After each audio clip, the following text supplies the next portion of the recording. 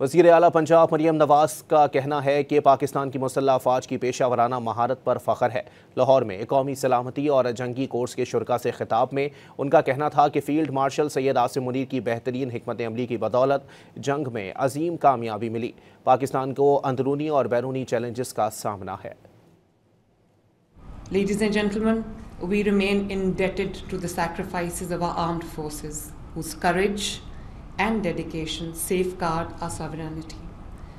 Their constant vigilance in threat assessment, threat dynamics, and threat mitigation are the backbone of our national security. And I'd like to congratulate Pakistan Armed Forces and also the forces from the friendly countries on the historic victory of Banyan Marsus. Pakistan is a proud country today because of that. And I would like to commend and laud the exceptional leadership of Field Marshal Asim Munir in the wartime. Pakistan is really proud of all of you.